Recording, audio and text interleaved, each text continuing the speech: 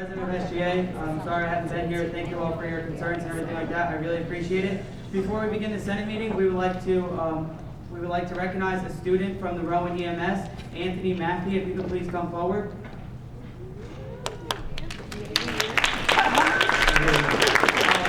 Just so you all know what's going on, Anthony was in the library and a student was outside and she was unconscious, and right away, he wasn't on duty, but he came running to the student and right away dropped his book bag and did whatever he could to help out the student. So we just want to recognize him for his dedication to and commitment to the Rowan University student body. So if you could please give him a round of applause.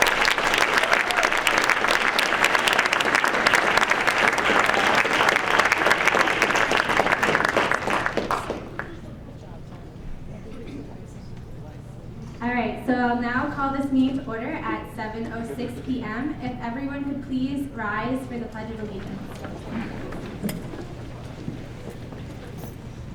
I pledge allegiance to the flag of the United States of America and to the republic for which it stands, one nation, under God, indivisible, with liberty and justice for all.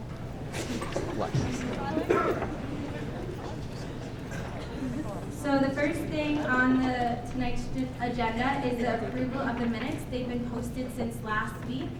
Is there a motion on the table? Yes. Second? All those in favor? Aye. All those opposed? Motion carries. The minutes have been approved. Next is the approval of the agenda. Is there a motion on the table? Motion. Is there a second? Second. All those in favor? Aye. All those opposed? All right, motion passes. Agenda was approved. Next, we have the President's report.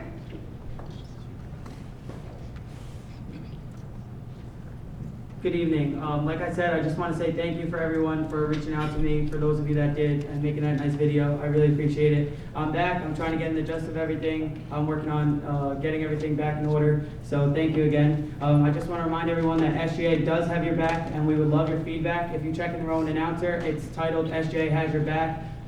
In there, we have a comment online form that you could fill out with any suggestions that you have, or if you just want to get involved with SGA, fill that out and we will get back to you within 1 week's time. Also, if you're unhappy with something, we really want to hear about that. You can stop by our office. All of our office hours are posted online, as well as on the bulletin board outside our office. For those of you that are unaware where our office is, it's on the main level of the Student Center, kind of diagonally across from Starbucks. So make sure you check it out. Next, we'll move on to open session. If Elizabeth, Jordan, George Kuzma, and Alfred Brangila from Gourmet Dining could please come up. You'll be given 3 minutes to speak and then 2 minutes for questions.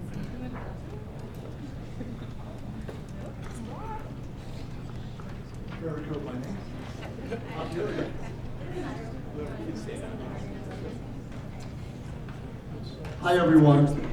I'm Alfred Brangila, CEO of Gourmet Dining Service, and I want to thank you for letting us be here tonight to speak. And I'm really here to hear your concerns and suggestions, so on and so forth. And I'll turn it over to George. I'll turn it over to my son Anthony. Thank you. No, guys, you're going to see a lot of great plans we have in place. George is going to outline everything we have for you guys. The one thing I just want to be clear, just to reiterate what my father said, is we're here for you guys. So any one of us you see on campus or even through SGA, let us know your concerns, your comments, or suggestions. That we're all here to make a better dining program. Thank you. Thank you. We got we received feedback in the beginning of the semester that was a call to action. Things that we had seen, but things that we heard you loud and clear. We started to address things right off the bat to try to address the concerns.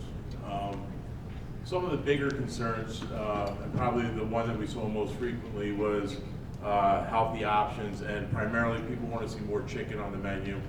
We've addressed that by putting chicken at every meal, lunch and dinner, whether you can get it at the grill, Global, Sprout, rotisserie chicken.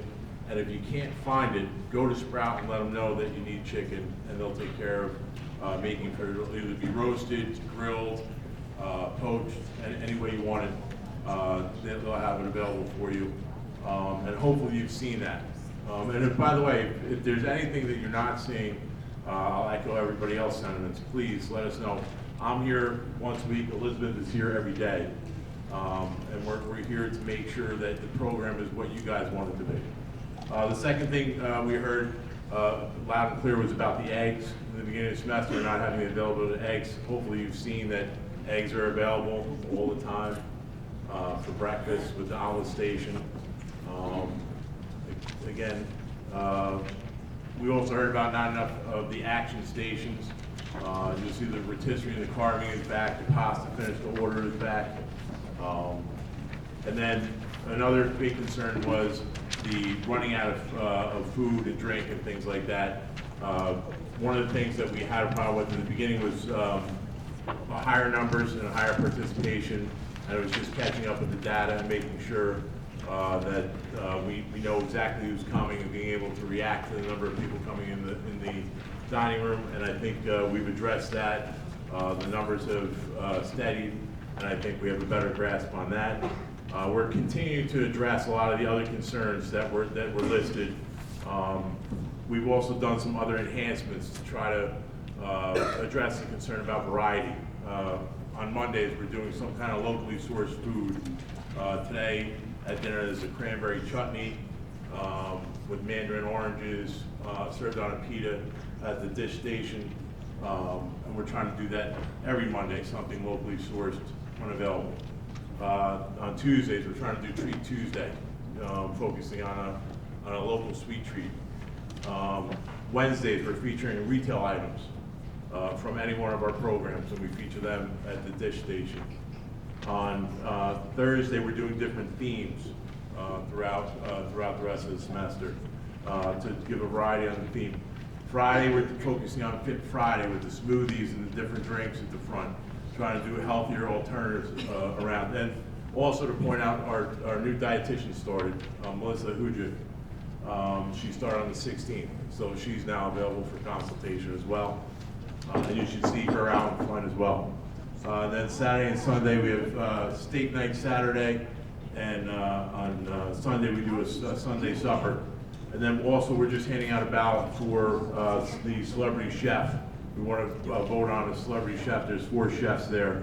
If you'd like to vote on it, leave it on the back of the food table. We can collect that for this break. Sorry, we've run out of time. Oh, I'm sorry. We want to give more time for questions because we had a lot of senator concerns. So we do have 2 minutes for questions. Is that okay? Oh, please. So does anyone have any questions for Gourmet?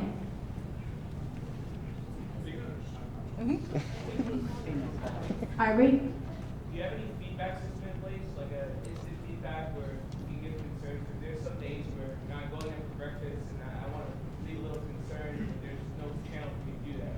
So I feel like I have to keep looking myself. I'm going to pass that off to Elizabeth as she runs away from me. I know that we're implementing a handwritten suggestion box that they're going to get and try to leave at all the registers. We have an electronic suggestion box on the website, and we're working on developing a mobile app that you can give feedback as well. Oop.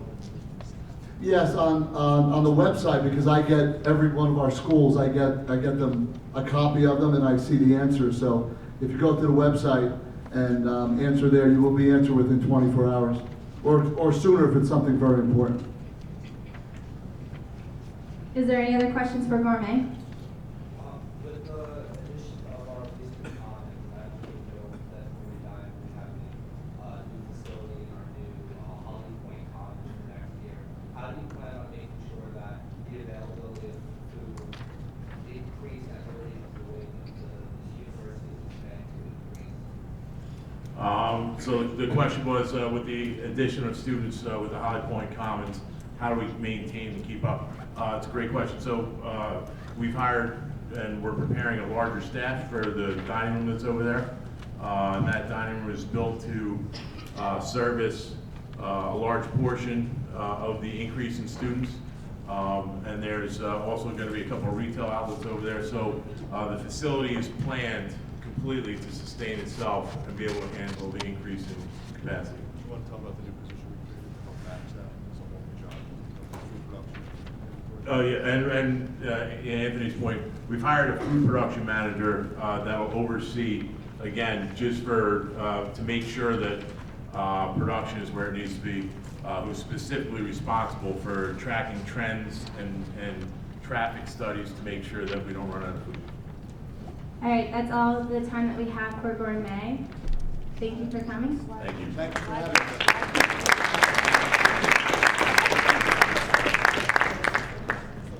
Was that a motion to extend time? Yes.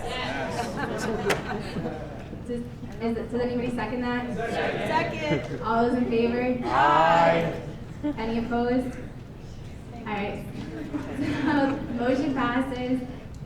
We will extend the time by 2 more minutes. And just to start out that 2 minutes with, we'll also be around often. So Elizabeth and myself will try to sit in the marketplace. So if you have questions, walk up to us. We don't absorb too much time. All right, so you have 2 more minutes for questions. I heard you said you're making an initiative for Fifth Friday. Why not serve clean, healthy foods all day, every day? So that's the intent of Sprout, is to try to have as clean and healthy foods as possible. And if you have recommendations, that's something we're really trying to build that section, because that's really the intent of it, to make it clean, concise foods to be allergy friendly and health friendly. Absolutely. You said smoothies were like the main thing. Fifth Friday. That's just one part of it. There's an We don't want to get the wrong idea. When you say smoothies, those are like loaded with sugar, loaded with this, loaded with that. We got to really like make sure we're right on. Agreed. Yep. And that's, they had kale, they had all sorts of blended drinks. And again, now with the dietitian, it's something that you can help us actually model and frame that program. Right on. Thank you. I'm not sure if gourmet dining is in charge like the franchise, like Jersey Mike's. Are there any other like options on the table? Because I'm kind of getting tired of turkey sandwiches. But it's I'm everywhere, sorry. not just that place, everywhere meal exchange. Yeah, are there any other meal exchange options like outside franchise? I think a lot of people enjoy that option. So, just so I understand, so you're saying, are there other meal exchange options at Jersey Mike's? Like, have you all considered that? Bringing in other outside franchises in for meal exchange options? AVPs come on, but typically what we, national brands, we can't do Oh, no, meal actually, exchange. you dealt with that. Oh, we have dealt with it. So if you're asking, are we adding more meal exchange to Jersey Mike's? No, I'm asking who is in charge of Jersey Mike's? Like, We are. Oh, okay. Yes. Have you looked at bringing more outside franchises in to supplement our actual meals in the college? So outside, I wouldn't bring in an outside franchise for the meal exchange. I bring in internal franchises where we can do meal exchange. Outside brands, we don't use meal exchange at typically. Jersey Mike's is something that we do. Yeah, we made an exception because we thought. Sorry, we ran out of time once again. Is there a motion on the table? Motion to extend time for how long? What? All right, I got a motion on the table to extend time by 5 minutes. Is there a second? Second. All those in favor? Aye. All those opposed? Motion carries. I want to remind everyone to please minimize any side conversations that are going on and please focus on the people asking questions and the speakers that are present in front of you. Please try and stay off your cell phones and electronic devices as well. Just to answer, and I'm sorry I have a sore throat. We brought Jersey Mike's in as the exception to the rule. We thought it would really enhance the meal exchange program because with franchises, usually all over different universities do not include the meal exchange or meal points with the franchises. Yes. Okay, so, I learned about the new posted mat downstairs. I'm wondering if you were aware about the request for a vegan place or a more vegetarian place besides Zubra. I'm just wondering what made you go with twisted mat rather than a student act for like more vegetarian or vegan, like, or like a revamping of that. So typically when we go with any concept, we try to pass it through as many people as possible. And we're always looking for new suggestions as we roll out new ideas. And as with the meal exchange question, because I don't think we fully answered your question, I'd love to talk to you after the meeting or tomorrow, just because I want to be able to answer your entire question. Same thing, if there's concepts that we want to get out there, this is getting us feedback and getting us ideas, and I think it's a great idea to do something. You know, I'd like to marry those two ideas of healthy, clean, and address vegan and vegetarian, and try to see if we can address that through one retail concept and just do a whole concept. So I think it's a great idea, and I'd like to do more of that. Any other questions for Gourmet? Right here? I have a question just about, every time you have to go buy something, just say, I don't get guacamole, but I know my friends do, and they get like extra stuff on it. They have to pay like $1.25, or at the place outside of downstairs, you have to pay extra money for that. Why is it like that? Because if you come upstairs, you pay like one price, and you can get as much as you want. You can stay there as long as you want. So people running it on the go have to pay more money to actually be able to get different stuff that they want. So why is that in effect? Yeah. This may not sound like the right answer, but it's the way it is, because all you can eat means all you can eat, and basically when you're going to these shops, it's just like going to a local deli, and if you say, I want to add extra cheese on a pizza, or you go to a pizzeria, they're going to charge you extra. I know it doesn't really make sense, but it's the way it's all set up. Oh, I can eat so much more in the caf than I can get from one of these stations. But that's just the setup of the way the shops are and how they operate, like any outside shop would, if you added something. Have you thought about changing that? Because I know there's many, and probably everyone in here has issues with that. Is it something that you think about changing, or you're not even thinking about? We will certainly hear your suggestions and speak to the university on it. Okay. I mean, this is something like, I usually attend 1 or 2 meetings a year at each of our places, and these things come up, these kind of questions come up, but we will still speak to the university about it. All right, we have time for 2 more questions, and if we could please try and minimize cross conversations between groups. Joe? Going on with what Alexis just said, I noticed when you have meal exchanges, the prices for each meal exchanges don't add up. You can go to the profs downstairs and get chicken tenders, which cost like $10, and that's one meal swipe. Yet a panini, which costs $7, still have to pay $1.50 extra just to get that. Why can't there be like a cap like of $10 for meal exchange, and anything under $10 counts as a meal exchange? Why is like individual items or extra toppings a thing when certain things cost so much more extra, because all the prices are displayed when you check out, and everything just is like there's no flat like thing. Everything varies. Yet so like the best meal I can get what's worth $10 is chicken. Yet a pizza is $7, and I get pepperoni. It's still $1.50 extra. Yeah, so basically what you do when we go through the planning of this whole thing, and it's all part of the planning process of putting together a program, is to try to take each retail location and come up with the best concept that can be part of meal exchange. Meal exchange is introduced to be a convenience to students. It started when students had classes on the other side of campus, couldn't get back to the same side of campus as the dining program, and it was to give them a convenience to eat something close to where their classes were, and then to get back to class. It was never intended to just be a way of dining. It's transcended to that, so now what we have to do is adapt and come up with a program at each retail concept that basically tries to meet the needs of a complete meal for the student, but we have to also keep in mind that we can't give away everything. And I think we have to find a happy medium that makes everybody happy. We need to sit down and come up with a plan, and then discuss it as a team with administration and say, okay, here's what works best, here's how we get there, and then settle it from there. So I think this is a longer conversation that can happen here, but we have, again, Elizabeth downstairs. I usually sit in the marketplace at least 1 day a week. Sam has his chat and chew on Wednesdays, and he's a good vessel to get information to us. Email, and so whatever way, because this is not a 4-minute conversation. This is something that we need to vet out and come up with a plan that works. But you certainly bring up a good point. It's something that we will look into. All right, so unfortunately we do not have any further time for Gourmet, but I know everyone does have concerns. So if you could just write down your concerns on your way out, as well as we do have Gourmet's contact information, and we have members of the executive board that can serve as a liaison between you and Gourmet. So we want to address all your concerns. It's just we don't have time at this moment. Thank you so much. Yeah, I just want to say thank you, and like I said when we opened, if you go online and you email us, you'll get a response immediately.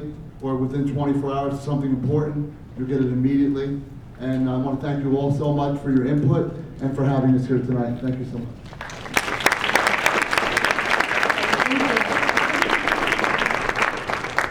Next, on open session, we have Dr. Toby Oxholm. You'll be given 3 minutes to present and 2 minutes for questions. Gotta get started. It's a fast-moving group. Hello. We also have Dean Jones, Dr. David Rubenstein, and Mr. Scott Woodside. All right, so I was told I could have 40 minutes. Okay, I get 2. All right, this is nice to be back. Thank you for inviting me back. I haven't been here in a year. What did I do wrong last time? Last time you wanted more Title IX coordinators and you wanted turf fields.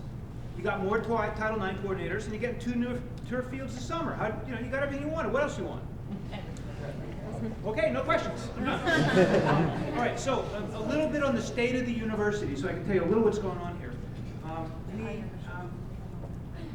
We have so many students, as you well know. We have 1,770 first-time freshmen, largest class ever. 1,659 transfer students came in at upper-level classes.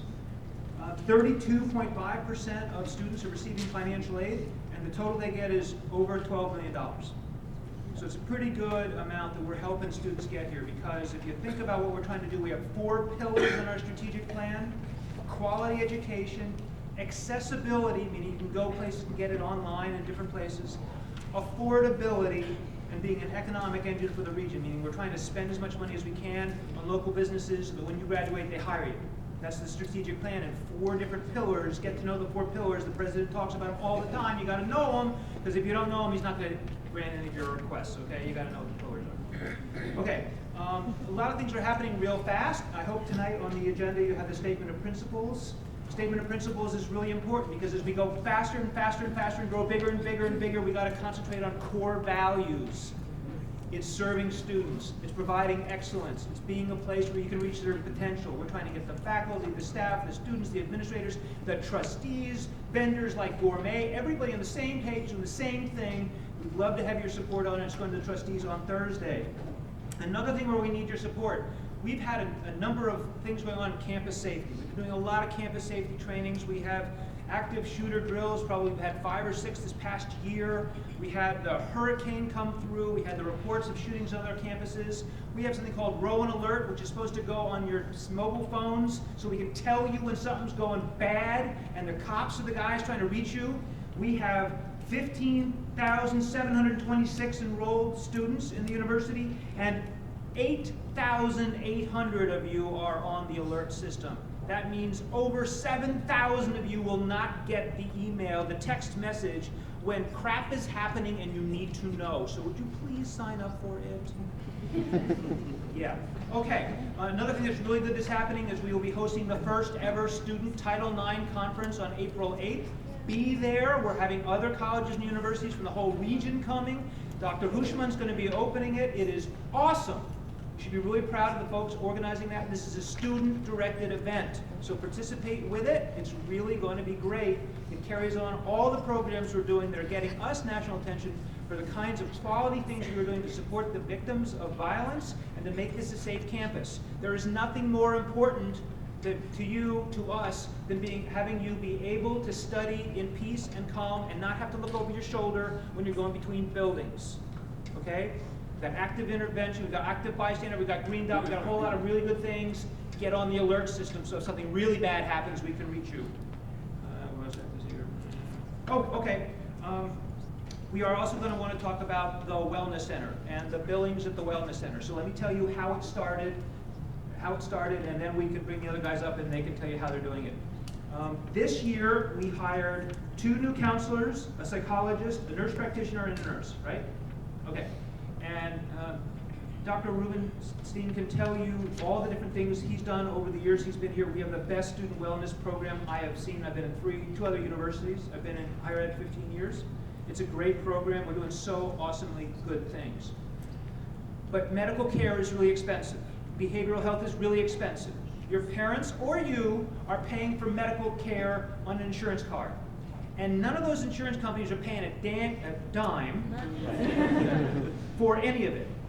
And we looked at that and we thought, okay, if we could bill the healthcare providers for the services we're giving, quality stuff, just do what every other doctor's office in the world does that you go to see, we would clear every year, ballpark, $750,000. Right now, we are not picking up $750,000 a year because we're not asking for insurance information that bills an insurance company and makes them pay what your parents or you have already paid to have. That makes sense to no one.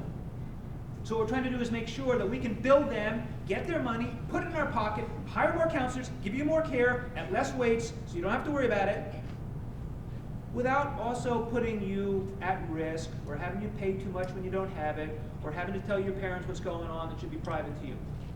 These are big issues. That's a lot of money that we're letting those guys have for free because we've been really not paying attention to it. So that's why we're trying to institute this. We've started it this fall. We're going to roll it out more in January. We have a medical plan that allows you to have no deductibles, no co-pays, and nothing goes home to mom and dad about what kind of services you're getting, so it's none of their business. That's what our plan is, and we're going to be hoping to get more of the parents lined up on that program too. We'll be sending a letter home, I think.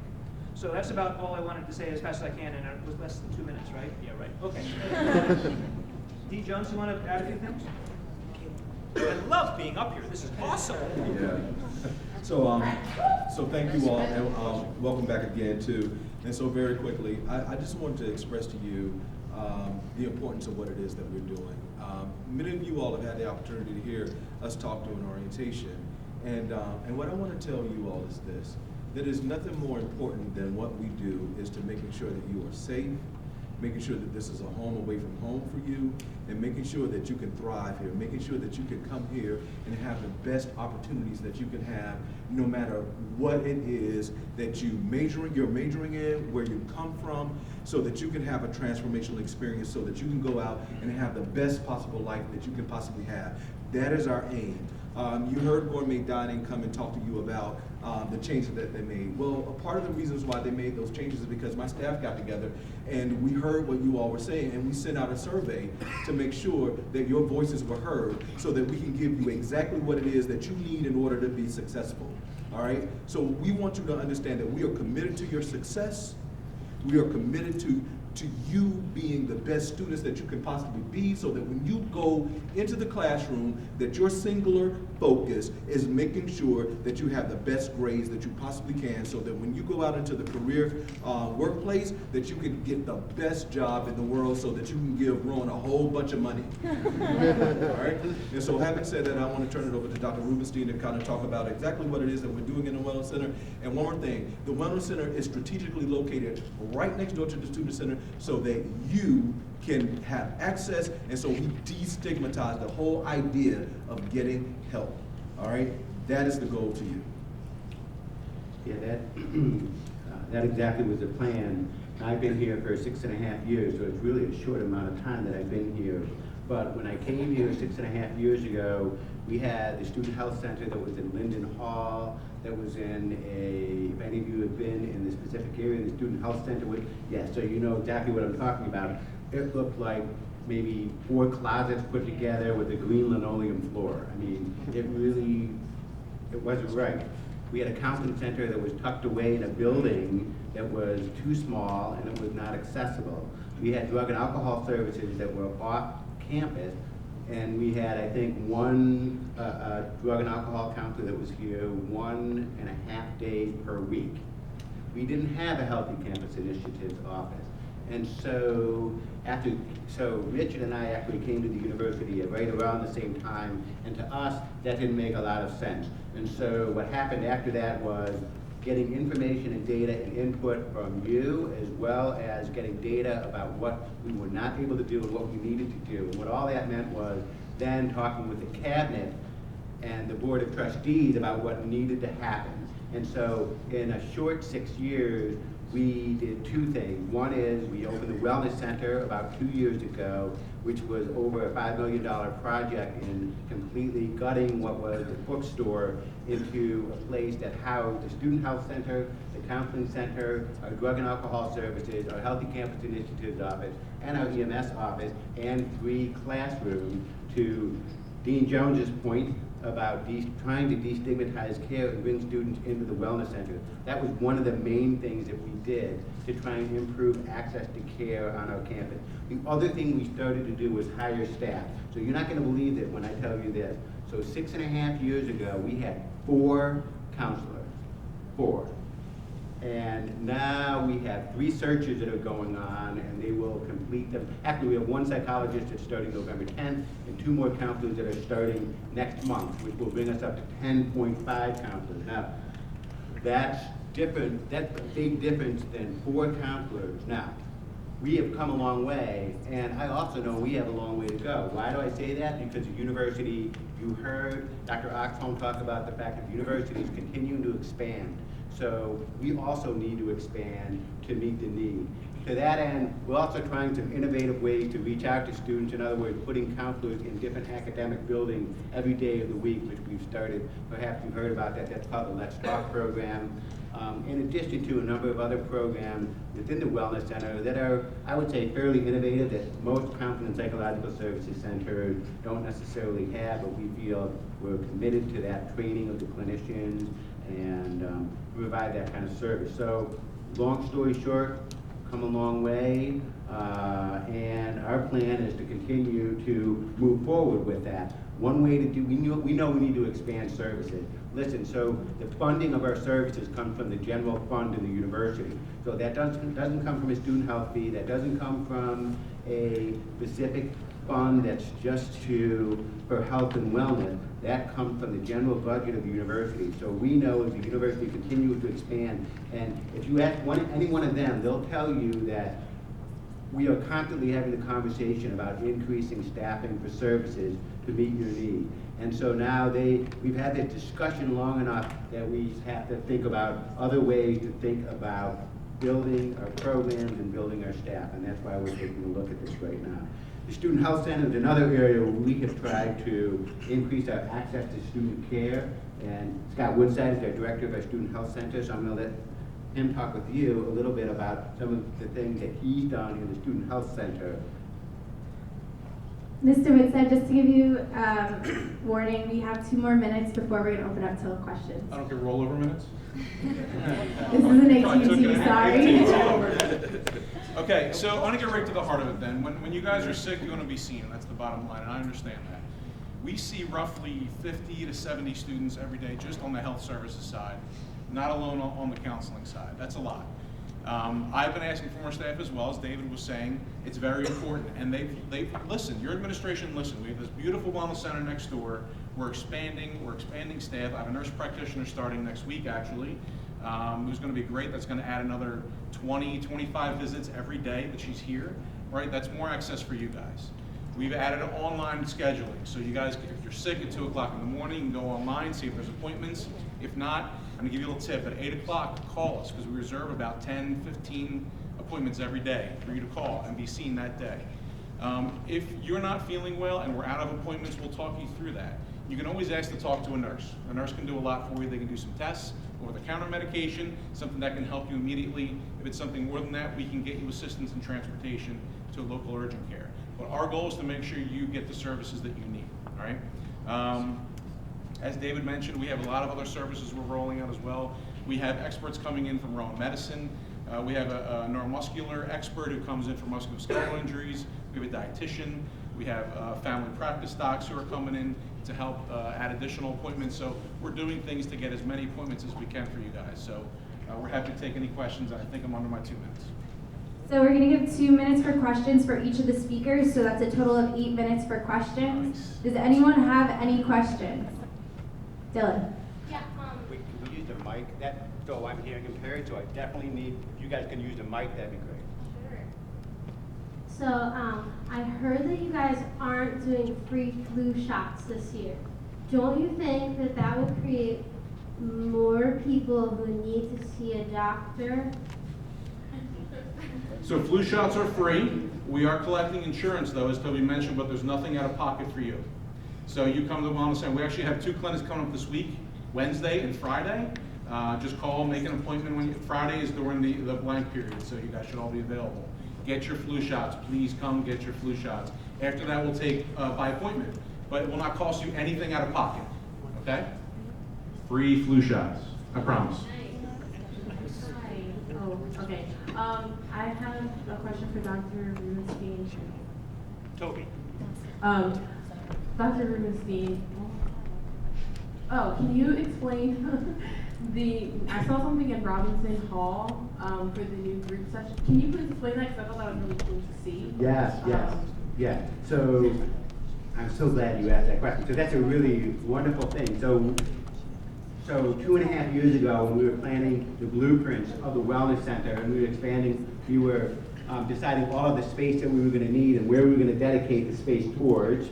And we decided to use 3 huge spaces for classrooms to bring kids into the Wellness Center to destigmatize mental health services. And what that meant was we had to give up clinical office space. And so we are at the point where the university is growing so much, we are close to our occupancy in terms of providers. And so we realized that we needed to expand again. And so we have a satellite office, it's called the Wellness Center at Robinson, and it's being furnished and painted as we speak. And that's going to be actually another location to get individual, couples, family, triage, mental health services, group psychotherapy services. Pardon?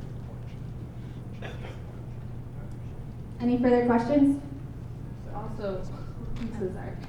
So I got sick with an upper respiratory infection one day, and I couldn't be seen at the wellness center, but they sent me to the urgent care down the street in Delsey. I was told that my insurance was going to be accepted, but when I got there, I couldn't be seen because they don't accept any NJ state insurance. Was the wellness center aware of that, or? So in Spira, there are very few insurances that they do not take, and we've learned that recently, unfortunately, the people that we've learned that on. So now we're asking that question, right? So we're asking that when students come in, what insurance do you have? And we have a list of who they do not accept. And we can go somewhere else, and we can still transport, so public safety can still transport. And so just to answer another part of your question, I wanted to say that too, that is also in collaboration with the Department of Psychology too. So with the new issue in Robinson Hall, so that's one of the things that we've done in order to extend services for students. And just to add to that too, because it's really cool, because really it comes back to the students too, is that this has to do with the new PhD program that's being offered next year in the Department of Psychology, which is incredible stuff. And what it means is it allows the Rowan students who are getting their PhD to do their practicum both within that means their clinical experience both within the Wellness Center and within Robinson, which is just right in that suite of offices, which is just next to the psychology department, and also in the Wellness Center too. So it's a terrific, perfect collaboration and what you like to see in a university setting, both the clinical services and the academic programs, in this case psychology. Reproductive care is very important, especially on a college campus. And I had a friend who needed some testing services, and she said that she had a bit of a hard time getting these. And I know, many of us have probably dealt with it. It's light, but what is the Wellness Center doing to make sure it's accessible to everyone on campus? Great question. 2 days a week, Fan Care is on site with us, so they handle most of our reproductive needs. What our staff do is if someone is symptomatic, right, there's some symptomatic need, there's something going on, we'll make an appointment for them. We'll use other resources because like my friend here said, we do fill up, right? There's a limited number of doctor appointments, nurse practitioner appointments. So we like to make referrals too. If people just want to be tested, we use our local resources like the Gloucester County Health Department. So we do what we can to make sure students are tied in with the resources that are available. But if they're symptomatic, we do see them. Otherwise, we use Fan Care, like I said, which is on site here 2 days a week. Good question. We have time for one more question. Back there. So it's to my understanding that if you're sick and you go to the wellness center, you can't get a doctor's note if you're actually sick to bring to your classes, which is a problem because at Rowan you have an attendance policy that's absolutely necessary, and if you don't go to a certain number of classes with a doctor's note, your grade drops, which I have had several issues with this year. So I was wondering if there's anything that's like the wellness center is trying to do to fix that. So Tori, that's a great question. So we don't, as a policy, issue doctor's notes because as you can imagine, how many people will call, I need a doctor's note, right? So what we do is we guide students through it. If we do see you or talk to you, we can print out a note that said we talked to you. Every teacher has a different policy. If we see you and we determine that you are a threat to another person in terms of being contagious, we send you off campus and we call Dean Jones, and Dean Jones issues a letter if it's more than a certain period of time. But we don't, as a routine, give out doctor's notes. But again, it goes to home rules with our professors. Each professor has a different attendance policy. Like I said, we can give you documentation of being seen, but a doctor's note is not, an excuse slip is not something that we're going to give out from the Wellness Center. Excuse me, real quick. Also, if you have any issues, just like with the threats that we had, those issues when we told any students with any issues regarding their attendance, please reach out to Rebecca Kroger. She's our AVP of Academic Affairs, and she'll be able to help you out with that. So in the future, anybody with any academic concerns, please reach out to her. That's all the time we have tonight, but if you do have further concerns, this is just a reminder, we do have a student affairs committee that meets every other Monday. So next Monday they're meeting, so you can bring your concerns that you have right now, and we as the Student Government Association will make sure that your concerns are brought to the proper avenues.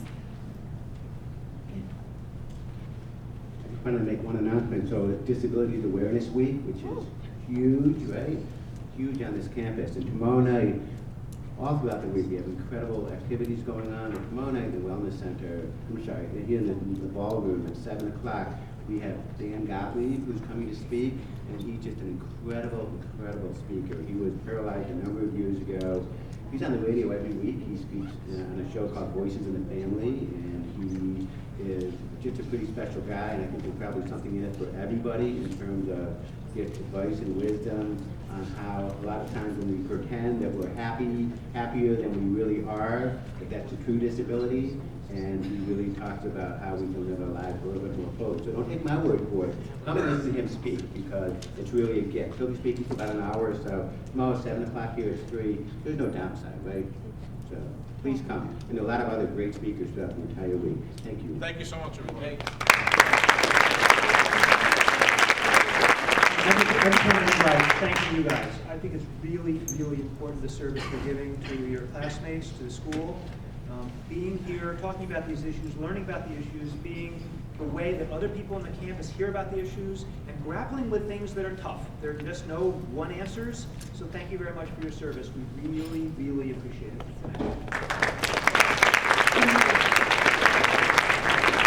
Moving on from open session, we are now going to move on to executive announcements, starting with our AVP of Facilities, Sam Duran.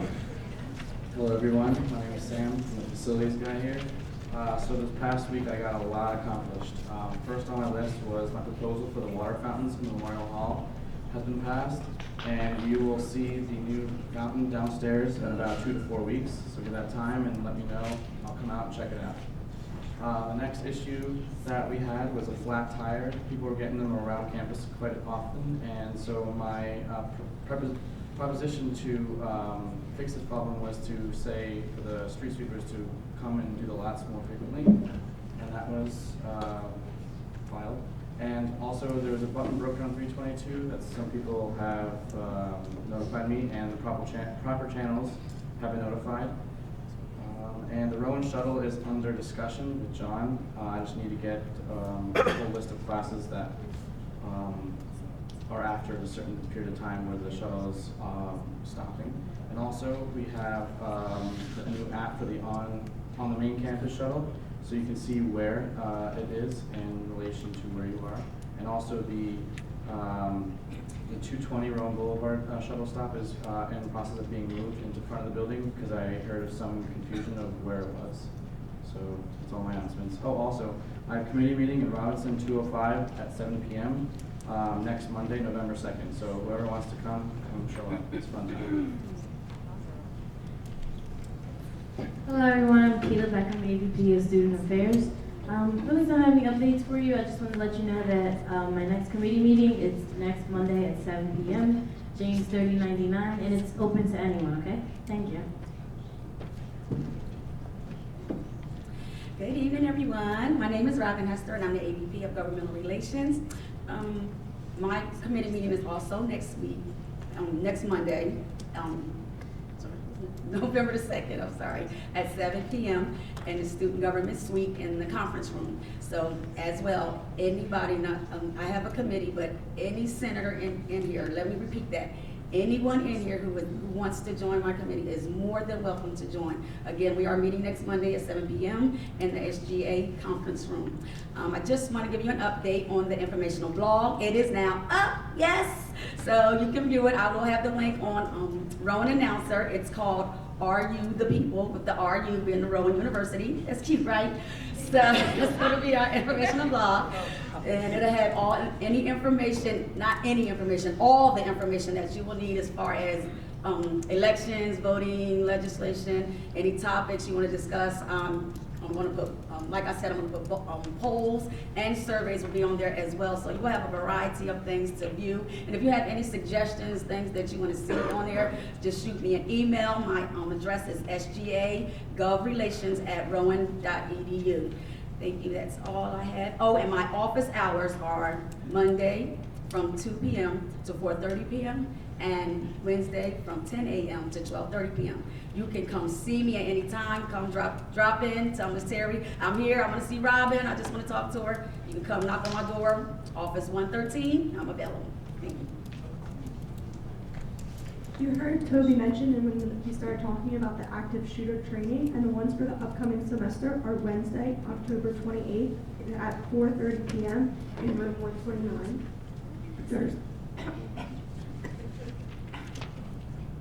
Thursday, November 12th at 12 p.m. in room 127, and Tuesday, November 17th at 9 a.m. in room 221.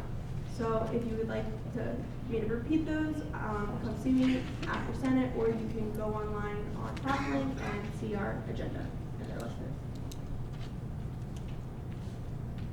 Hi everyone, Christine Collins, SGA Executive Vice President. This is just a reminder that quarterly progress reports are due tomorrow at 11:59 p.m. It's in the Rowan Announcer. There's a link, as well as if you go under the SGA PropLink page, you go under forms and it says first quarterly progress report. It takes literally 5 minutes to 10 minutes to fill out. So please make sure you do it so we don't have to give your organizations points. In addition, service projects aren't going to be due until May. However, if you are doing service projects and you don't want to forget what you're doing and you don't want to lose your service letters or whatever you're doing, there's also a form for service projects under the SGA PropLink page under forms. So you can submit them now, but they won't be due until May. I've been receiving a couple questions about that. In addition, I have the winners of both the PropLink contest as well as the Club of the Month, and they are actually the same organization. The reason for that is because part of the PropLink contest was to log your events into PropLink, so you track your membership and you advertise through PropLink. And this organization had 41 events that they planned since the start of the semester and held throughout the semester, as well as they received 1,150 points, which is a lot of points on the PropLink contest. So if the Senator for Catholic Campus Ministry could please come up. Congratulations.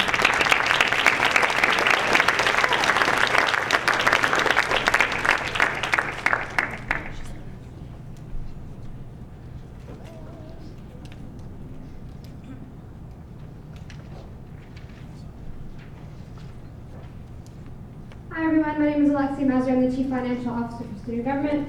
Just two quick announcements. One, the next supplemental Senate date is November 23rd, so that's 2 Senates away, which means supplementals, should you be requesting, if your club is requesting supplemental funding, that needs to be in my mailbox by 3 p.m. on Monday, November 16th at the latest. If you have any questions about if your current situation, if a supplemental can be applied to your current situation, so emergency funding, you can always shoot me an email beforehand or get your request in before.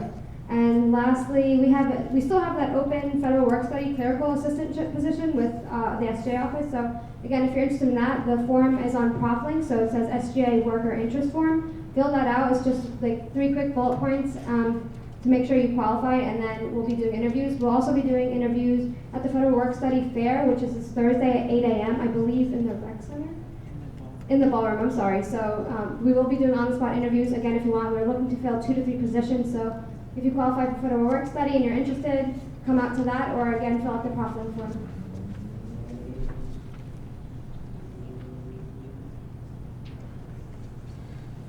Hi everyone, my name is Caddy. I'm your Director of Public Relations.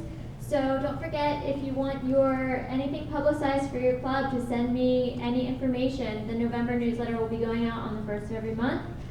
Please email me at sgapublicrelations@rowan.edu. I really want to help you guys publicize anything, and like the Proflink contest is going on, just get your stuff out there, and I'd love to help you. So remember to do that. Also, we have a Senator Spotlight that we're going to start for December.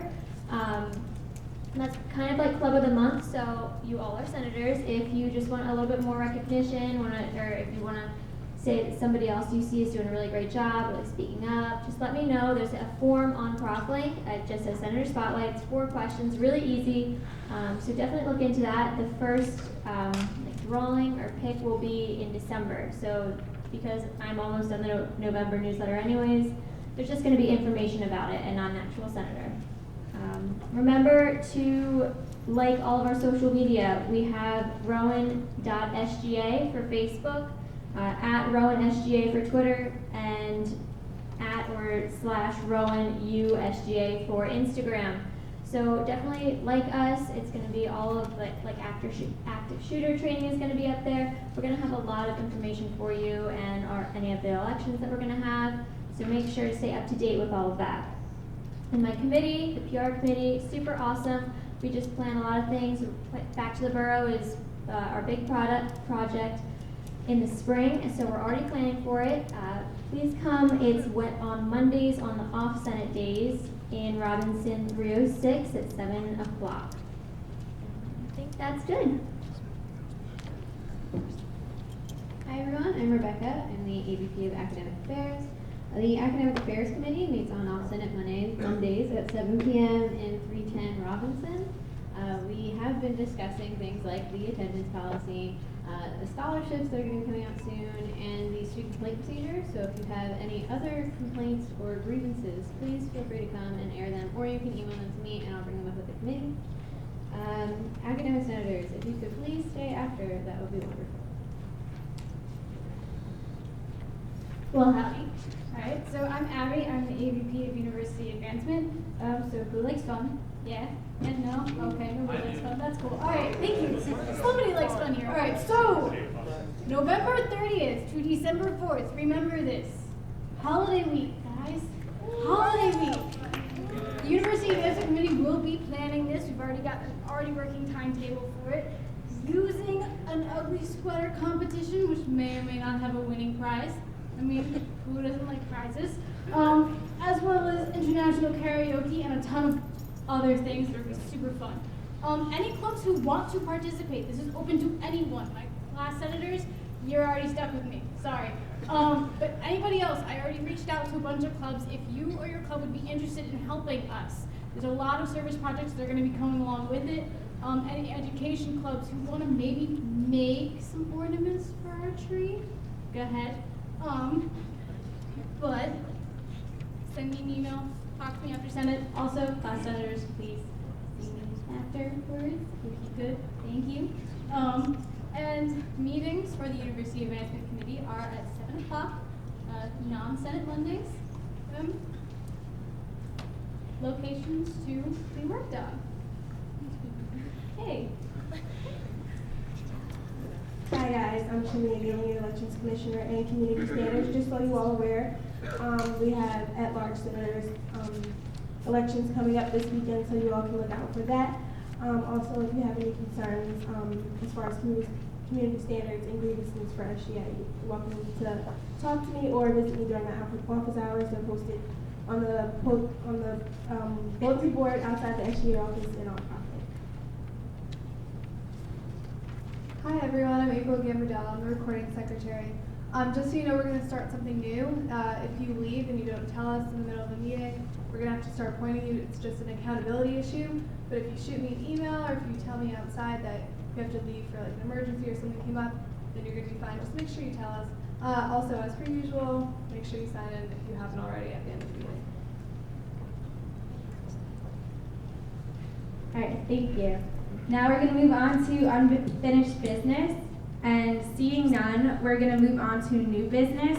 The first item on the agenda for new business is the University Advancement Bylaw Resolution.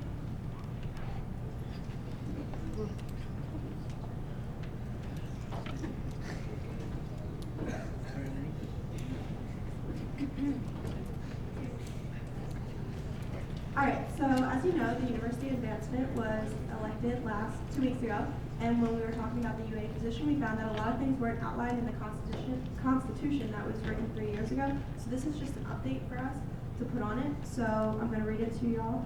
Whereas Section 300, Bylaw 30110 of the Student Government Constitution does not list all duties of the Assistant Vice President of the University Advancement, and whereas since the creation of the position, duties have evolved, and whereas due to the development of Commencement Week, Senior Week has now become Senior Celebration, and whereas the position would be responsible for planning SGA's homecoming involvement and holiday week to involve senators, e-board members, and create tradition, and whereas senator-at-large positions have been created for the increase in students wanting to get involved with SGA in the fall, whereas the requirement of rising senior be dropped, therefore let it be resolved an updated bylaw for the future university advancement be proposed, therefore let it be resolved the updated editions of the bylaw be presented to Student Government Senate. Do you have any questions? Is there any discussion on this? Okay, is there a motion on this resolution? Motion. Second? All those in favor? Aye. Opposed? Abstentions? Motion carries.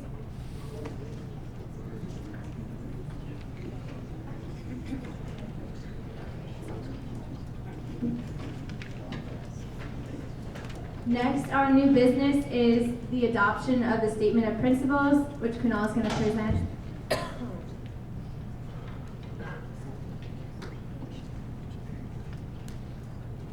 How's everyone doing tonight? Okay,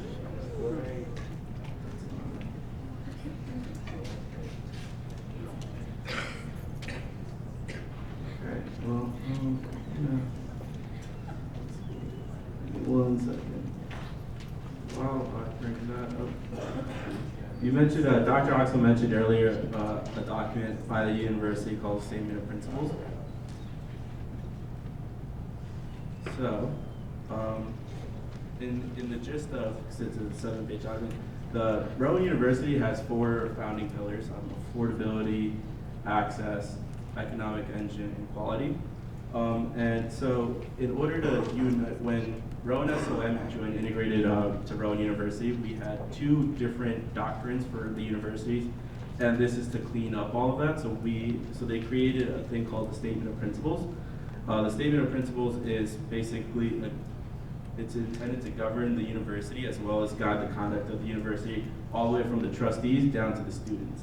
And it mentions the main points to it are the commitments to students, respect for educational mission, respect for research mission, individual integrity, responsibility, and accountability, respect for others and preservation of a respectful workplace, respect for university and state resources, compliance with university, federal and state laws, rules, policies, and regulations, compliance with New Jersey conflict of interest laws and state ethics code, protection of confidentiality and privacy of records, accuracy in reporting, adherence to internal controls, fair dealings and agreements, and protection from retaliation.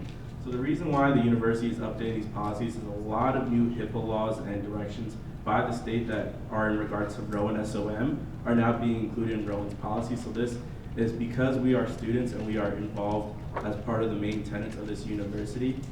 We would like to adopt a resolution saying we support this document. So looking over it, the SGA board has agreed with the wording of it and moved on, and now I am putting up the resolution for it. If you just give me a brief second for that.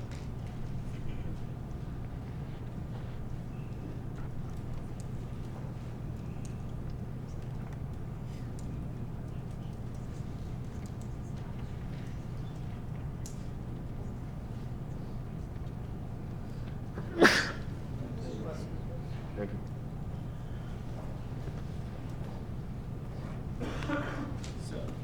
Whereas Rowan University has experienced significant changes in the past few years, not including but not limited to substantial increases in the number of faculty and students, the addition of 2 medical schools, new affiliation with community college, and state designation as a research institution, and will continue to change as it pursues its goals of providing quality education that is accessible and affordable while serving as an economic engine for our region.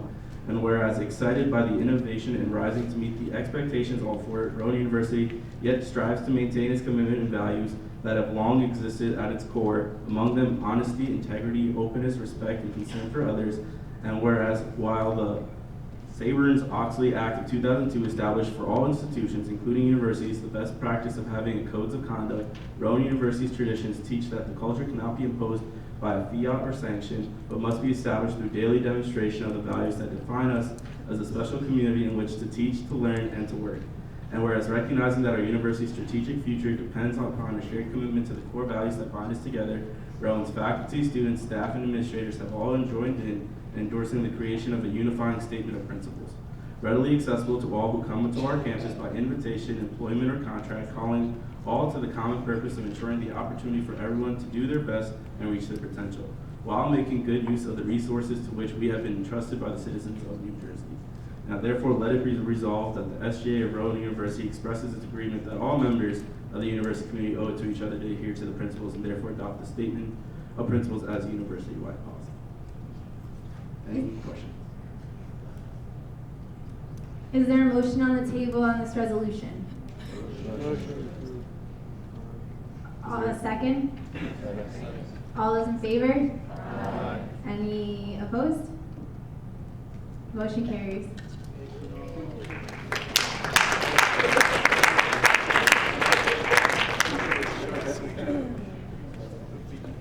I just want to remind everyone that you are here. I know it's getting a little bit later and we still have a little bit of new business to go, but you want to make sure that you're paying attention and getting actively engaged in Senate. And because everyone kind of looks like they have their eyes are kind of glazing over, that we do something really fun, really quick, just to get everyone's attention back up on the stage.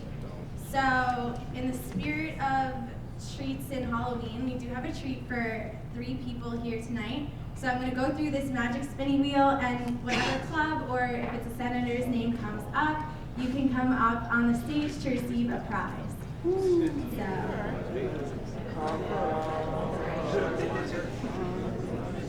Is Students for Literacy here? Yay! All right, I'll do all 3 of them, and you can all come up together, but you can start coming up now.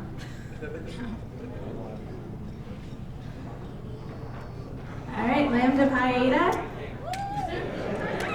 is the center. Awesome.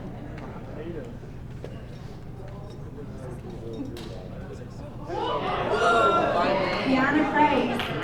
All right, congratulations, guys.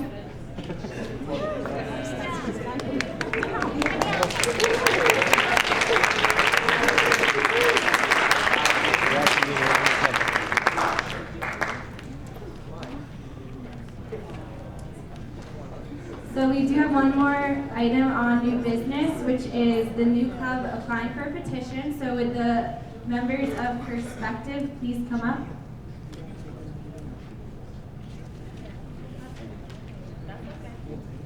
Yeah, do you want to come up here or you want to stay down there? Can everybody like see me down here? Yeah. Hi, my name is Kiana Price. I am the president of Perspective, and my name is Mia Hassan. I'm the senator and the secretary.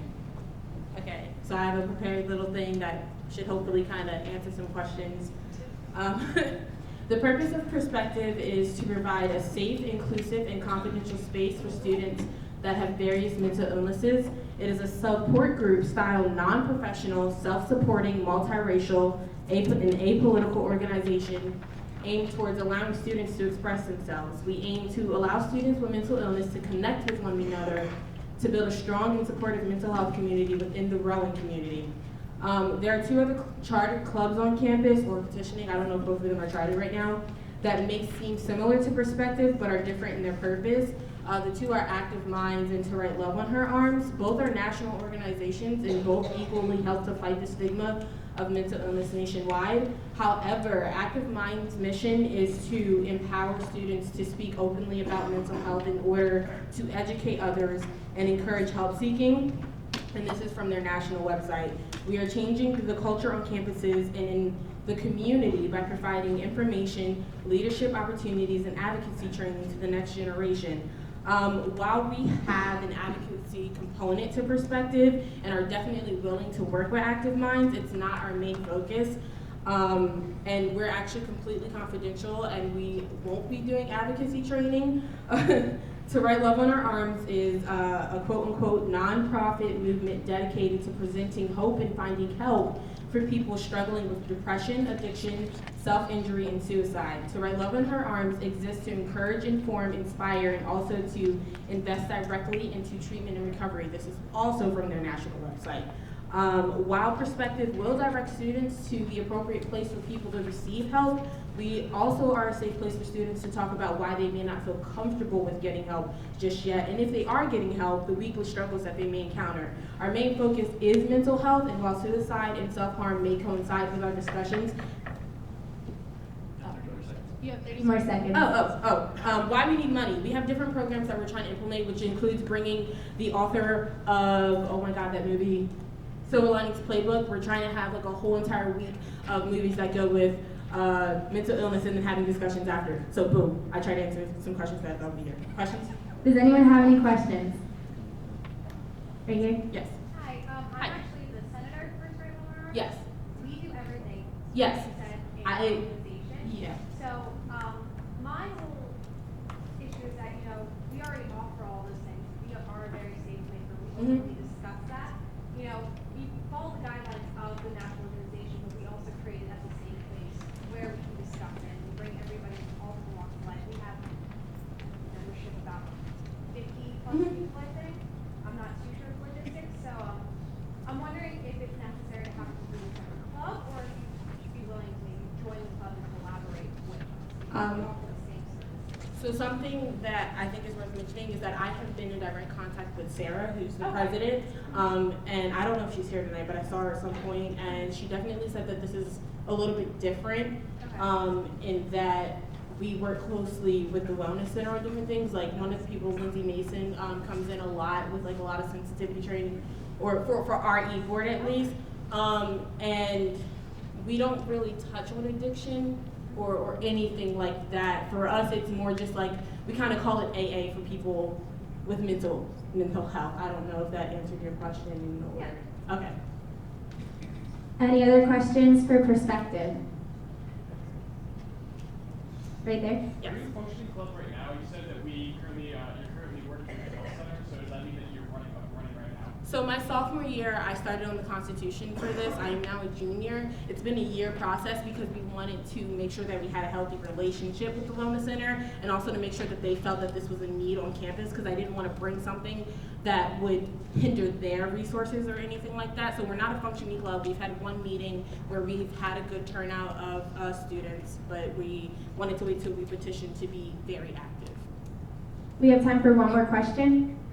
Right here? It seemed like you mentioned that you were not going to be. Can you please speak up? Sorry. You mentioned that you were not going to be taking funds from SGA. You were just going to. That's where I thought I had heard. It just seemed like you were doing this club to get recognition so that you could reserve rooms or you could do things like that. No. If I wanted to just reserve rooms, I actually work in the social justice office, so I'd be able to do that with no problem. Where our funding would come from on SGA is that we can't pay for speakers by ourselves. That's absolutely not possible. This one speaker costs close to $5,000. We cannot raise that money on our own. That's not something that we expect SGA to give us fully, but we would definitely need funding for that. Also with different programs like movie nights, or we're also working on a retreat for students who suffer from mental health after like midterms or finals, because that's really something that's hard to come back from when you're stressed out. So yes, we will need funding. All right, that's all the time that we have for Perspective. If anyone affiliated with Perspective could please leave the room, we'll move on to a discussion. Motion carries. Perspective has been approved for a petition. If someone could please let them in.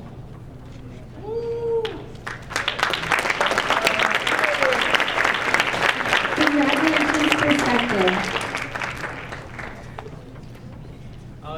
Just two quick announcements. Like Michael said, a lot of clubs aren't utilizing the tools that they do have access to advertise for their organization. Don't forget that you do have access to the Rowan Announcer. If you don't have that access, Christine and myself can help you advertise for your club on the Rowan Announcer. We also have our director of PR who can tweet it, retweet you, or anything like that in our newsletters. So please make sure that you are advertising your meeting so that you can reach the largest audience as possible. Also, those forms that we handed out for gourmet dining over here, they want you to choose which chef you wish to come to Rowan to compete in a battle.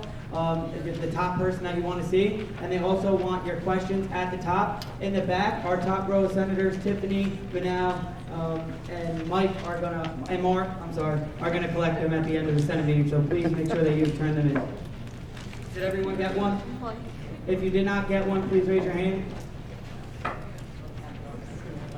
Okay. Hold on one second. Tina, just to clarify, are these chefs going to stay here or just for a one-time thing? Oh, just for like an extra bonus that will happen here for the day. Thank you, Anthony. Moving on to from new business to senator concerns. Is there any senator concerns? Joe? I just kind of want to bring up the concern I've had this year and last year about the parking situation here on campus. Me being a planning major is literally what I do. It kind of disgusts me of how bad parking is here on campus. The fact that I get here 15 minutes before class, yet then I'm still late 2 minutes to my class because I was driving around for 20 minutes trying to find a parking spot. They give us a parking lot and then take away half of it for employees who never use it.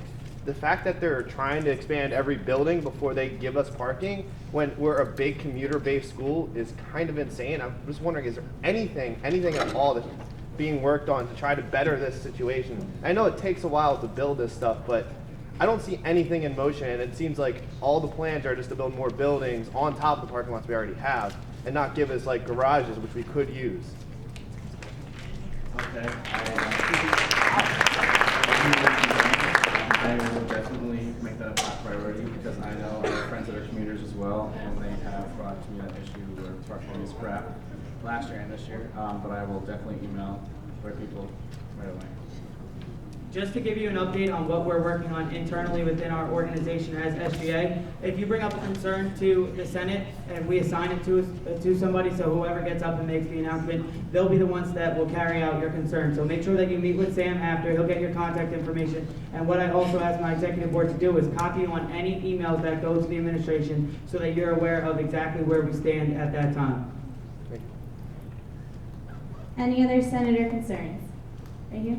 Hi, so my name is Julia, and I'm actually really quiet during these meetings, but I'm also a tour guide for the university, and there's like a bunch of us here. Anthony, I know you're in that position, so we show off the student center pretty much like on every tour that we get.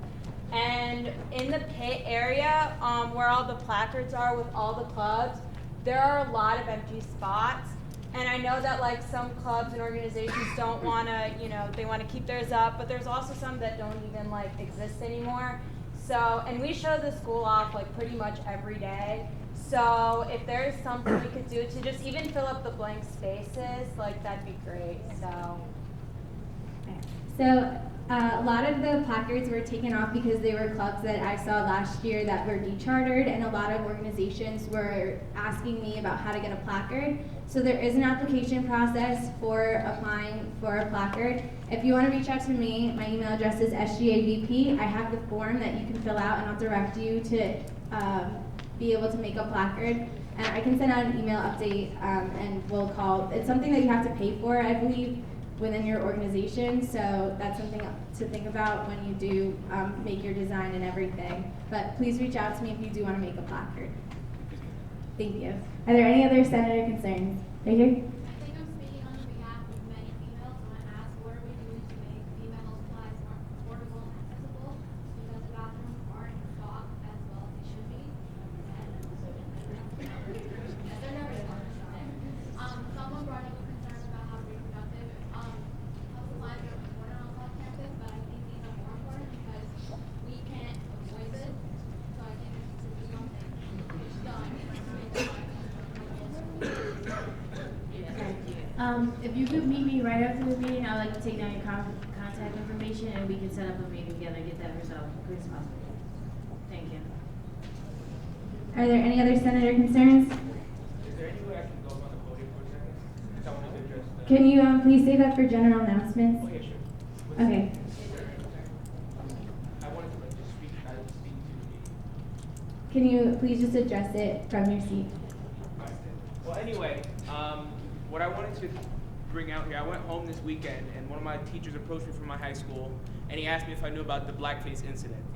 To my knowledge, I was like, you know, what about that are you talking about? And I heard that there was an incident over a year ago that was brought back up recently.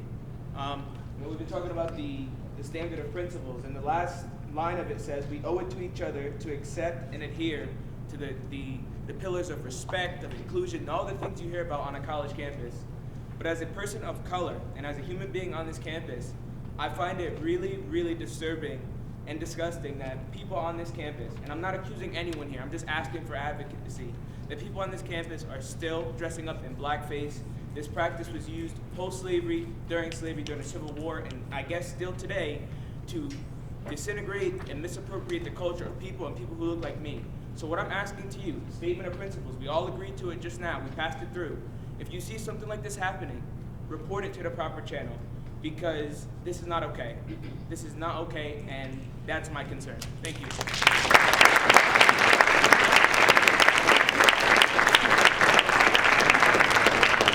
Thank you very much, Arbery, and also, like Arbery said, I want to know personally if you see or know of anything going on like this, because I won't tolerate that being your student body president.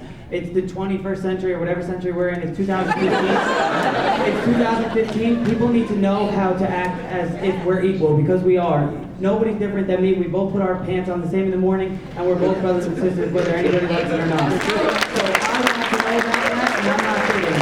So I am encouraging each and every one of you, if anybody has a specific concern, please bring that to me. I am meeting with Dean Mulligan about that later on this week, and I will address everybody's concerns. Now, I'm not speaking on anybody's behalf, I'm speaking on my own behalf, and I do want to let you know that if anybody from any organization has any issues, we would like to know about that, and we are investigating on our end, and we will look into anything, whether it be with any sororities, fraternities, I don't care what group it is. I want you all to be on the same page, and we will not tolerate that at Rowan University.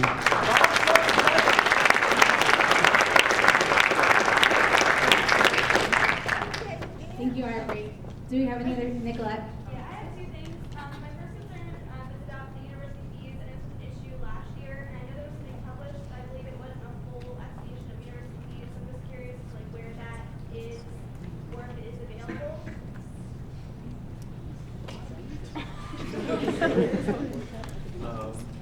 If you want to meet with me after, I know it was on a website, I can track down the URL. And if you want to meet with me after, I can help you with that. I don't know it off the top of my head, but we can talk about it after. And then my second concern, kind of like a general thing, like a lot of the clubs, like we're having issues with people thinking clubs are similar, and clubs don't necessarily need to have money and whatnot. Like, is there a process to be put in place so clubs can gain access to their own announcer and to PropLink and to all those outlets, but to not necessarily be up for funding? Like, is there a way for them to say, like, I don't care about money, but I want to have the accessibility that other clubs have?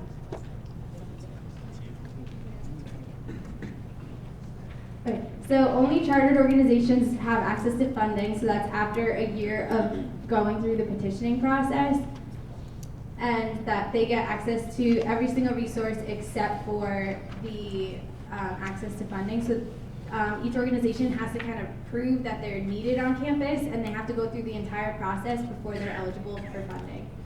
There's no process to necessarily deny them funding, because if they've spent that year working for it, they have the ability, as Alexia says, to put in a request to get SGA allocated money. And essentially, as senators, you're voting for these organizations to pass through. So you're voting that your student activity fees are going to go to these organizations because you're seeing a need for them on campus. So you want to make sure that you're really actively voting. And also, Christine and myself are the only executive board members that have management tools to the Rowan announcer. So if an organization does not getting the Rowan announcer access, or if you're not a chartered organization, that's something that we will speak to Jim Henderson about, and we will ask him if we can gain access for petitioning organizations. Right now, if you look on the Rowan announcer, when you go to submit one, it states that only chartered organizations have access. No, petitioning organizations actually do have access to their own announcer. You meant like any general group that would like to get access, correct? Yes, like for perspective, like they weren't able to use any of those outlets because they weren't chartered yet. You know what I mean? So like, is there a way that we can allow them to still get their name out if they're not still like don't like some clubs don't want to go to SGA? So the way to get access to the Rowan announcer is you either have to be under a department. So there's all different departments. There's sports clubs, there's Greek life, there's SGA chartered clubs, and then there's different honor societies that could be under different colleges. So there actually exists a lot of clubs that are operating completely on their own right now that have access to the Rowan announcer. That's actually in place. So if you wanted to start an organization not under SGA, you can go under a different department. So we have different I know for a while Criminal Justice Preparation Club went under the law school. So you can go under departments and still have access to those resources without having funding. Yes. Just to further on that, because these organizations also, I'm sorry.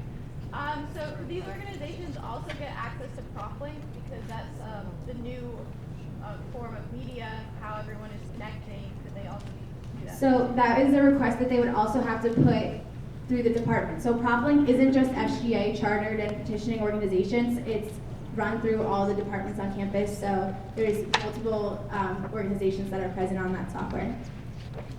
But if for some reason that you want to post something and you don't have access to it, please come to my office during my office hours or see one of the executive board members, and we'll work hard to advertise your event.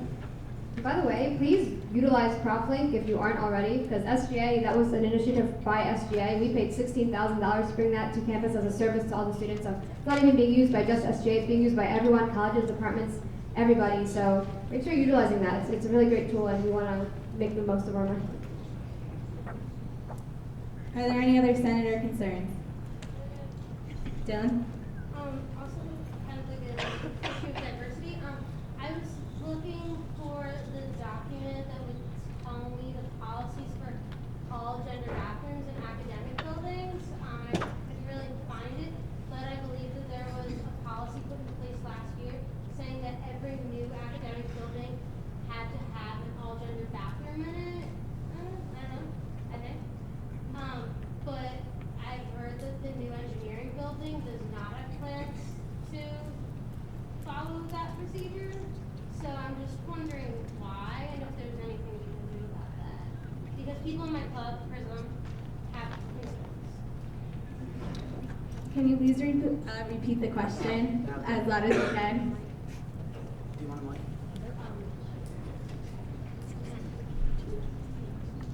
So, Is it on? At the bottom. So, I was looking for a document that outlines that outlined the policy for all gender bathrooms in academic buildings, and I couldn't really find any online. And I was just wondering what the policy was, because I'm pretty sure that there was a policy put in place last year that said that there had to be an all-gender bathroom in every new academic building, and plans for the new engineering building don't include that. So I was just wondering why, and if there's anything that we can do to change that, because I'm on the e-board of Prism, and my members have a lot of concerns about it. The new engineering building is going to have an all-gender bathroom.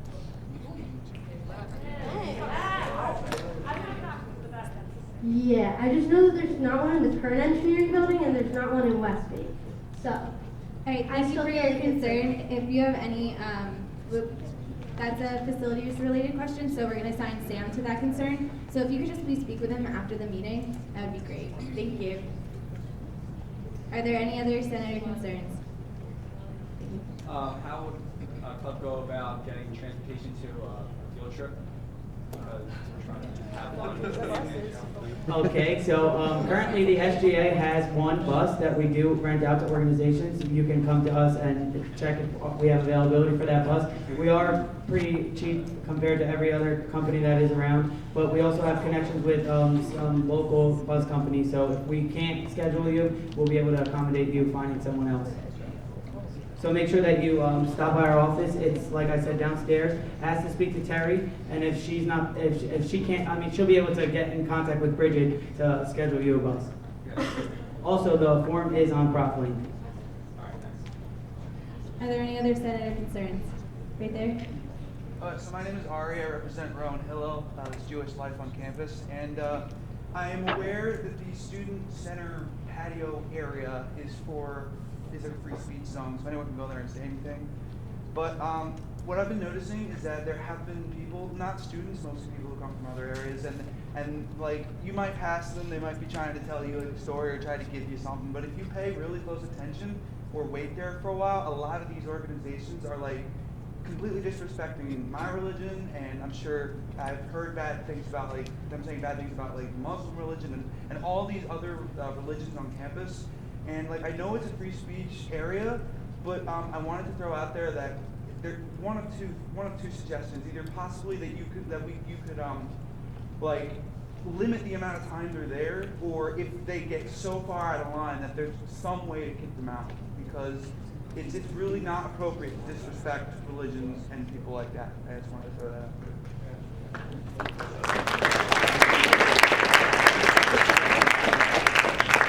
You guys have discussion for that? Yeah, I'm learning in public speaking about freedom of speech. One thing my teacher brought up that is very important that applies to this situation is that also gives you the power for you to stand out there and for your club and your religion to preach what you believe on top of what they have. So you can do that too. I have a question, really quickly.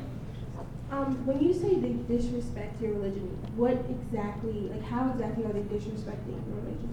Can you go into detail? I remember, well, this year it's not as bad this year, but it's still there. I remember last year, like they were just saying like, oh, Satan's like this, and everyone loves Satan, and anyone who doesn't love Satan is like a jerk or something. It's like those kind of basic things. If I could recall from last year, I know public safety was contacted a few times regarding that, and also the dean of students, and we can't really monitor that because it is freedom of speech, if I'm not correct. Dean Jones? So harassment is illegal. It's against policy on our campus. Freedom of speech is not. However, if you feel harassed because someone is, insulting you or saying things, then you need to call public safety immediately so that they can appropriately handle the situation. But we are a state school, and so that means that everyone has an opportunity to voice to have freedom of speech here, and so we can't regulate that, just like the gentleman said. And we can't even define exactly where it occurs either. All right. Yeah. No academic buildings, so it doesn't disturb people. But if you feel harassed and you feel threatened, then you need to call public safety.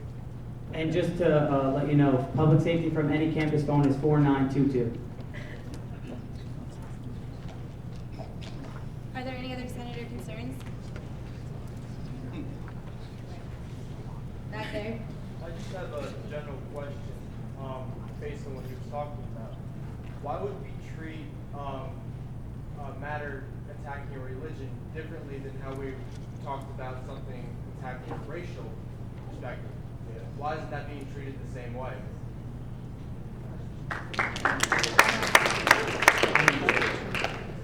To be honest, I prefer if we did a little more investigating before we answer that question, but I don't know if Dean Jones wants to answer that question.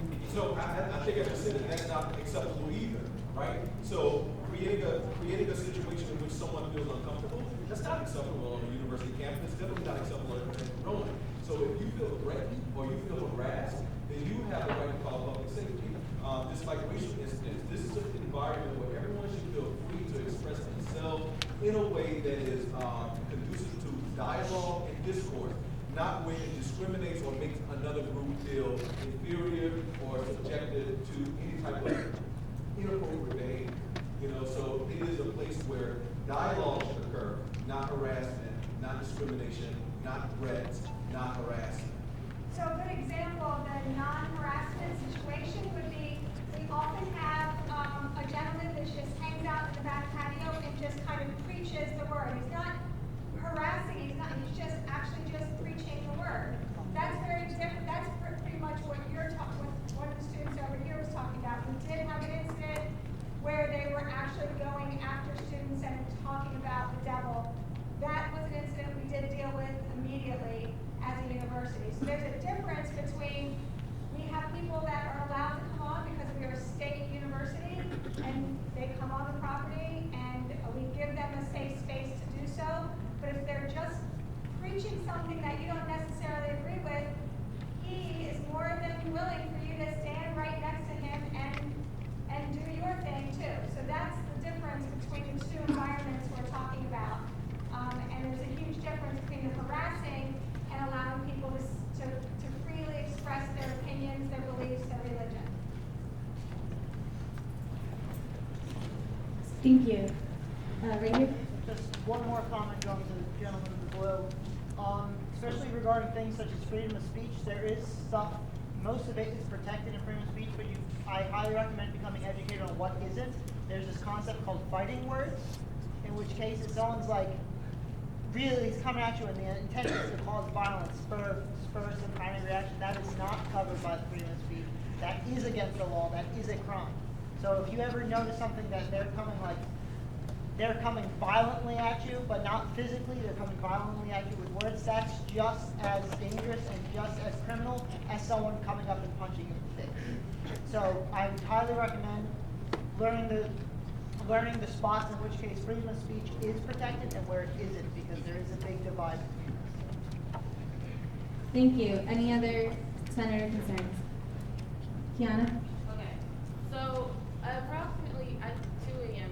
Sunday morning, I was at Crossings. I had just got off an anxiety attack. I called public safety to see if they could transport me from Crossings to 220.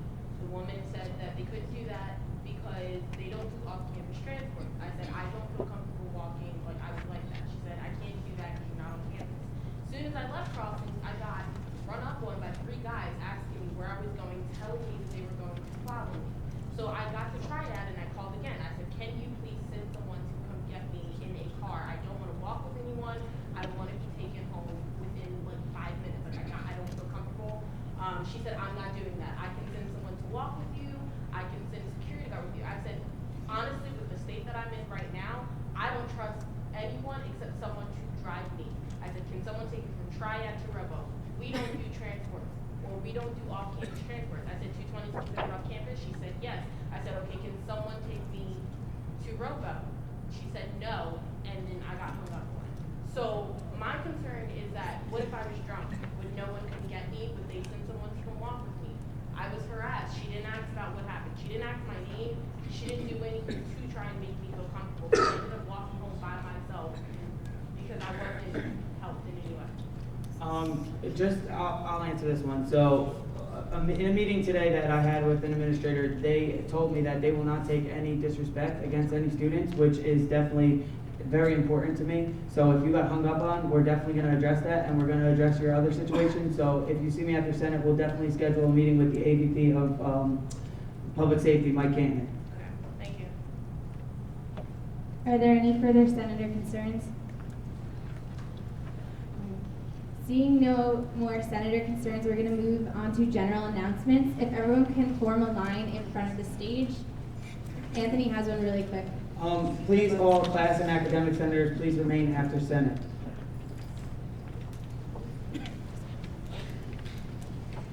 Hi. Hi, I'm Sydney Forte from Prism.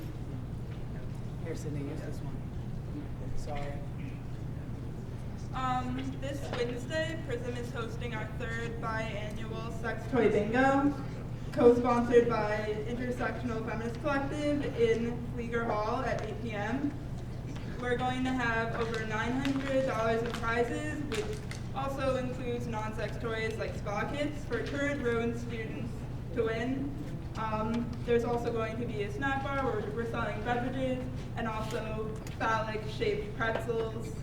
and we're accepting cash at the snack bar, and all the proceeds are going to Triad House, which is the only LGBTQIA safe house in New Jersey. So bring your own ID, and costumes are encouraged, and see you in 2 days. My name is Noah Weinstein. I work in the Academic Success Center. So I'm just going to go through the whole Disability Awareness Week stuff. Dr. Rubenstein talked about stuff earlier, but I'm just going to announce the different events for the week. Tomorrow from 1 o'clock to 4 o'clock, we have the Scholarship Learning Center open house, which is the 3rd floor of the library in the back that looks out to 322. Dr. Dan Gottlieb is a keynote speaker that Dr. Dave talked about earlier. His title is "I Broke My Neck and My Soul Began to Breathe." He was actually here last year. He's really entertaining. I've met him many times, and he's going to give a good talk tomorrow night from 7 to 9 in the ballroom, so this area right here. And then Wednesday morning, Matt Lewacki. How many of you guys watch South Park? How many of you guys watch Family Guy? How many of you guys know anything about diversity? Well, his talk is actually about diversity through South Park and Family Guy. He was actually here for the leadership conference in April, and we brought him back tomorrow or Wednesday. So he's speaking from 11 a.m. to 12:30 in the ballroom. And then at 1 o'clock to 2 o'clock, we're having a small breakout info session with him. So you can, if you have any questions, you can ask him after the meeting. That's in 144 from 1 to 2. And then the American Sign Language Club is co-hosting the movie The Music Within from 3 o'clock to 5 o'clock p.m. In the Campbell Library Computer Room 138. Thursday, Disability Awareness 101, The Basics, is presented by the Office of Social Justice, Inclusion and Conflict Resolution. That is in Chamberlain Student Center 127, and Gardy Gito is actually going to be the MC for that. And then this year is the 25th anniversary of the ADA Act, which is the American with Disabilities Act. How many of you guys know someone that has a disability? So I wish there was more people that raise their hand. If you don't, huh? Yeah. If you don't know anyone, you probably do, because I have a disability. If any of you know me, which most of you do, so my disability is sometimes I have trouble remembering anything. Now, like I said before, how many of you know me? You just heard what I said, right? How many of you, I remember your name on a daily basis? I still don't know why. But, so, and there's some other people in here that have disabilities. I'm not going to call them out because... It's okay. Yeah. I don't want it. It's okay. But back to the rest of the week. So this is the 25th anniversary. If you guys want cake, we're going to have a cake there celebrating the 25th anniversary. It's in Chamberlain Student Center 127. And it's presented by the Office of Equity and Diversity and the Rowan Legal Counsel. They'll explain the whole 25-year process and how it got passed. And then at 2 o'clock to 3 o'clock on Thursday, we're doing wheelchair ballroom dancing.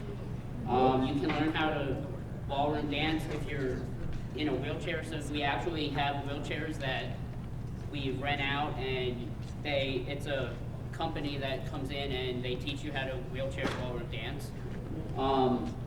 Right after that, that's going to be in the rec center group exercise room. Right after that on Thursday is the Paralympic Sports Day. It's from 4 o'clock to 6 o'clock. It's sitting volleyball and bocce ball from 4 o'clock to 5 o'clock on Rec Center Court 2, which is the middle court, and wheelchair basketball. So anyone that likes to play basketball, come play in a wheelchair. It's really fun. No, do you have a place where all these events are listed? Okay. But just so everyone knows, because some people probably aren't taking notes right now, do you have a place where they can find all this You can ask me information? after the Or maybe Senate. Mr. Woodruff could send out an Yeah, extra or you edition can with contact me. My email is weinstein@rowan.edu. Disability Prof Talk is 6:30 to 8:30 in the Owl's Nest, and Friday Chill and Chat Disability Awareness Week is in the Rec Center.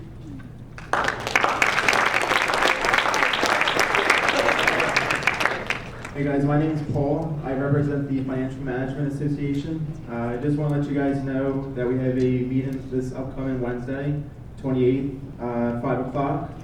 We're going to have a great speaker there, and we're also going to be serving pizza and soda at 4:30, so definitely come by if you're free.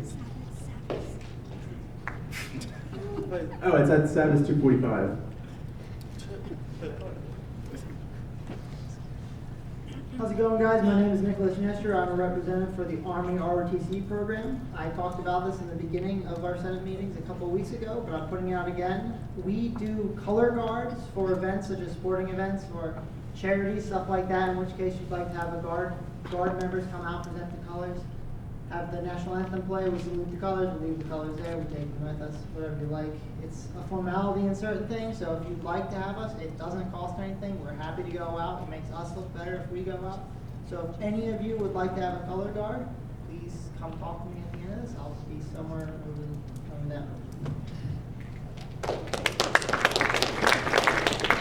Hi, my name is Derek Foglin, and I am the Senator for Prophecy, the a cappella group here on campus. We are really excited to be partnering with Rowan After Hours for a show called Rockapella. It's on Saturday, November 7th at 9 p.m. right here in the Student Center pit. It's Prophecy's first official full-length show. We have a ton of new songs that we've written and arranged, and we are really excited to debut. We'll have guest performances from the dance team and Low Key, who is an a cappella group from Temple University. We're really excited, so look out for flyers and our social media events. You can follow us on social media at Rowan Prophecy. Thanks, guys. How's it going? My name is Adam. I'm here for Club Versa. Before you go to Prophecy's event on November 7th, in the morning we're going to be doing a 5K to benefit the Special Olympics Foundation.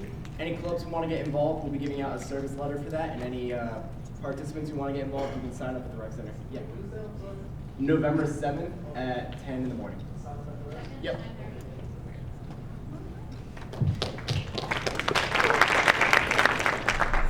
Hey guys, my name is Mark J. Lewis, and we're the BCL reps. And November 9th, we're having an event called BCL Cares.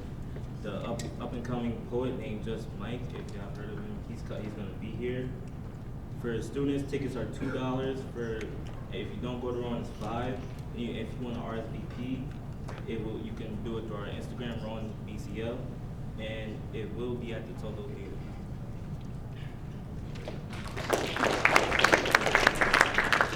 Hi guys, I'm Jackie Herding. I'm from the American Marketing Association, and we're hosting an event tonight at Mexican Monday. So come, is half of quesadillas and nachos.